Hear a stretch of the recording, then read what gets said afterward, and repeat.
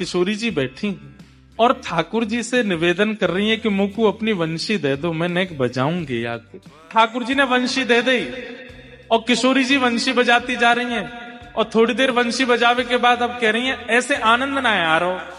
ठाकुर जी बोले कैसे आवे को आनंद?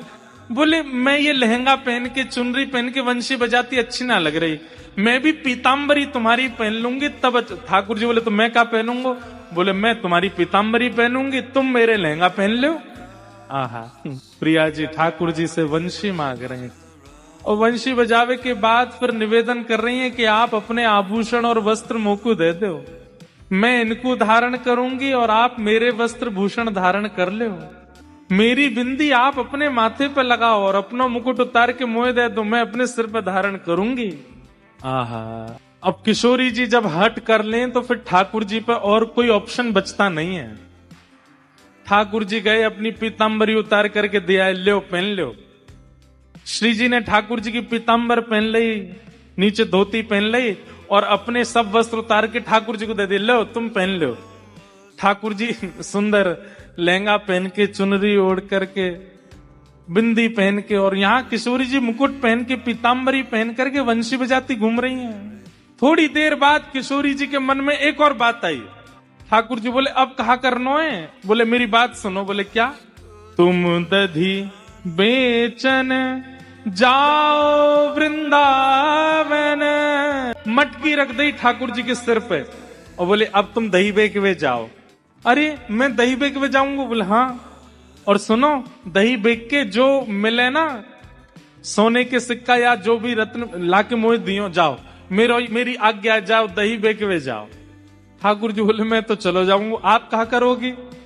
बोले जो आप करते हो। बोले क्या? दही बेचवे जावे वाले इनको रास्ता रोको आप, मैं आपको रास्ता रोकूंगी।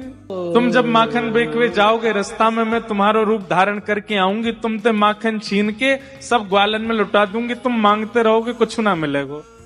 ठाकुर जी बोले ये सब काहे को करना? श्री जी बोले मेरो मन मुझको करना है।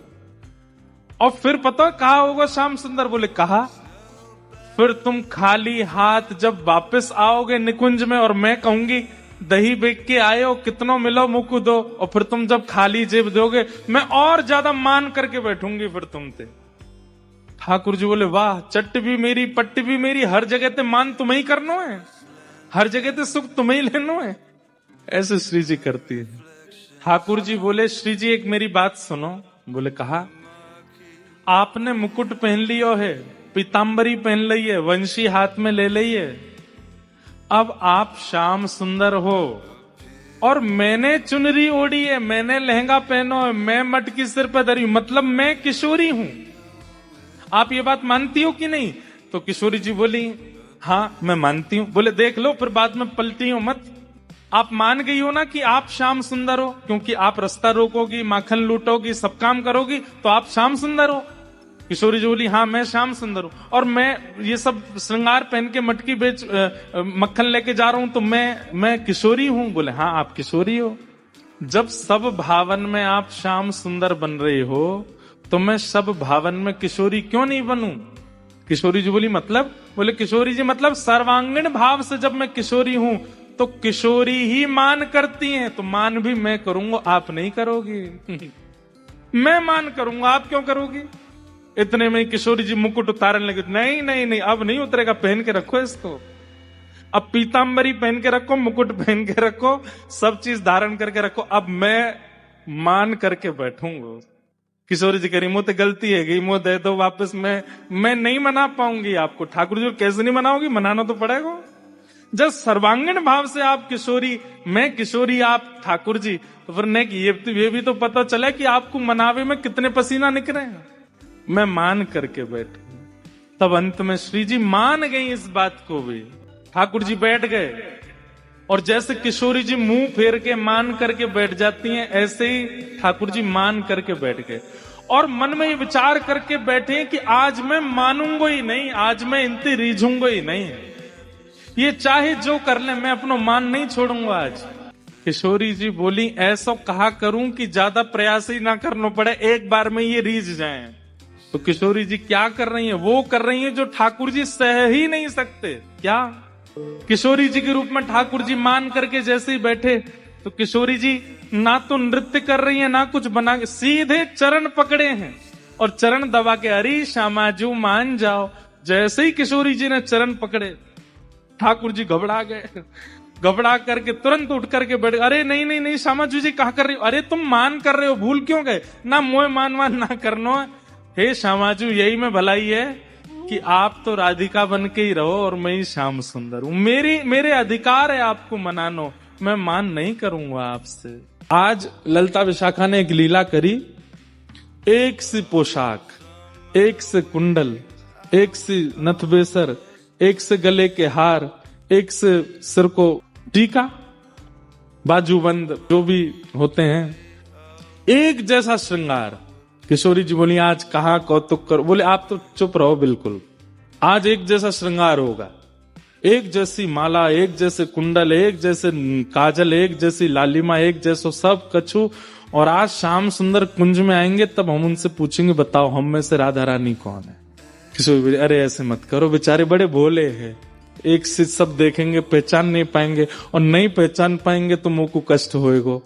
नहीं नहीं अब वो तो मुझे पता है कि वो पहचान तो जाएंगे, लेकिन कहीं तुम सबरी बड़ी उद्यमी हो, कहीं ऐसा श्रृंगार कर लियो, कहीं कोई और पे दृष्टि चली गई और फिर मुझे बड़ो श्रम है जाएगा। ललिता विशाखा बोली श्रम ना होगा, बल्कि स्पष्ट है जाएगी बात। ये जो आपके मन में इतना भ्रम है ना कि श्याम सुंदर बहुत प्रेम करें, अरे भाई प्रेम करें तो पहचान जाएंगे। किशोरी जी बोले अब तुम्हारी जैसी राजी हो तुम करो। सब ने एक जैसा श्रृंगार किया। महाराज श्याम सुंदर की तो कहा चले, ललिता विशाखा नहीं पहचान पा रही है कि सबन में राधा रानी कौन सी है। इंदु लेखा के पास गई और जाके बोली हे श्यामाजू, अरे मैं श्यामाजू नहीं, मैं इंदु हूँ। वो श्यामा जी कौन से, पर वो हाथ खड़ो कर रही को मैं हूं यहाँ पे, यहाँ ऐसी सबरी एक सी बन गई कि आपस में नहीं पहचान पा रही है किशोरी जी कौन सी है। आज सबरी सखी बड़ी प्रसन्न, बोले आज श्याम सुंदर को पता चलेगी, ये बहुत अपना प्रेम व्रेम बता में। किशोरी जी के पास जाकर के सब सखी बोले तुम्हारे हाथ जोड़ें, तुम्हारे पाम पूजें और तुम्हें हम सबकी सौगंध है। बोले कहा आप कुछ ना कुछ ऐसा करोगी कि उनको पता चल जाएगा कि आप किशोरी जी हो, इसलिए आपसे हमारी प्रार्थना है आप अपने मन से कुछ भी नहीं करोगी। और सबसे आगे विशाखा जी खड़ी हो गई, मैं जैसे करूंगी मुंह देखते नहीं हो, मैं जहां देखूं वहीं देखना है, मैं जैसे बोलूं वैसे बोलना है, मैं जब बैठूं वैसे बैठना है, मैं जब चलूं तब चलना है, मैं जो करूं वही करना है आपको। इतनी भोली हैं श्री जी, इतनी सीधी हैं, ठीक है कर लूंगी। प्रसन्न भी हैं सारी गोपियां, लेकिन चिंता भी हो रही है मन में कि कहीं श्याम सुंदर पहचान नहीं जाए कि कौन सी है किशोरी जी। ठाकुर जी बढ़िया सुंदर कटकाचनी पहन करके, मुकुट धारण करके, सुंदर श्रृंगार गलमाला पहन करके और कानन में बढ़िया मकराकृत कुंडल धारण करके निकुंज में जैसे ही आए, निकुंज में प्रवेश करके जैसे नेत्र खोल करके देखे, आज तो भैया 9 राधा रानी खड़ी हैं सामने, अष्ट सखी और किशोरी जी। ठाकुर जी बोले जे का भैया ये सबरी किशोरी जी कैसे बन गई। अब सामने 9 की 9 एक साथ बोल रही हैं, आओ श्याम सुंदर स्वागत है। अब 9 को एक ही स्वर निकलो, ठाकुर जी सिर पकड़े, भैया जिका है गो ये इतने सारे कैसे है गए। अब एक कोई बोल जाएगा और बाकी शांत रहे तो ठाकुर जी को पता चल जाएगी ज्यादा चपड़ चपड़ बोल रही है जो विशाखा है, तो इसलिए सब एक साथ बोल रही हैं, हे श्याम सुंदर आप कहते हैं कि आपका और किशोरी जी का बालपन का संबंध है, आप बचपन से ही एक साथ हो। ठाकुर जी बचपन ते नहीं जन्मन ते संगे हैं, हमेशा ते संगे।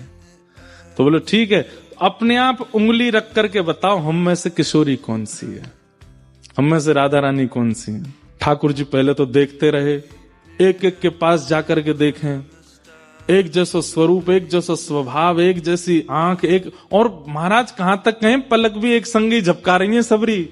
ठाकुर जी को आज नानी याद आ गई अपने, बोले कि भैया कौन सी किशोरी थी। एक एक के पास जाकर श्यामाजू मैं आपको सौगंध खा के कह रहा हूं, आप जो कहोगे सो करूंगा। अब पता नहीं कौन सी सखी है सामने, उससे ही कह रहे हैं, एक बार बताए दो आप ही हो ना। सबके आगे जाके मनोहार करें, लेकिन ठाकुर जी नहीं पहचान पाए। ठाकुर जी बोले अब कहा करूं मैं, कैसे पहचानूं, कैसे ढूंढूं कौन सी है इनमें तो किशोरी जी।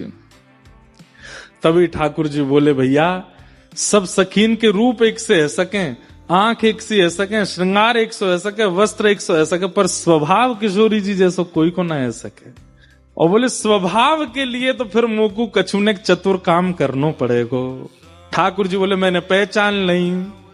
सब सखी बोली कौन सी है? वो खड़ी, नील बसन तन गोरी, जाने नीले वस्त्र पहने और जाको तन गोरो। सखी बोली हम सबन के वस्त्र नीले हैं, हमारे सबन के तन गोरे हैं। बोले ये वही हैं? बोले कौन सी? अरे वही जो तुम सबन के बीच में खड़ी हैं। बोले कौन सी? बोले जाने कहा मैं जब छोटो हतो तब इनने ही मोकू सिखायो। बोले कहा सिखायो? बोले अरे बालपन में इनने ही मोकू छल करनो, इनने ही मोकू हट करनो, और कहा बताऊं अलग अलग प्रकार की चोरी करनो मुकू इनने ही सिखायो। जैसे ही कही ठाकुर जी ने बालापन में इन्हें ही सिखायो छल बल बहुविधि चोरी।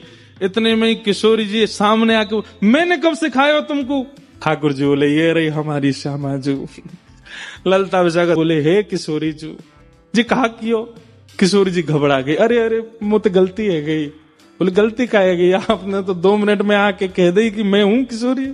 कैसी भोली हमारी किशोरी जी, कैसी सीधी हमारी श्री लाडली जी।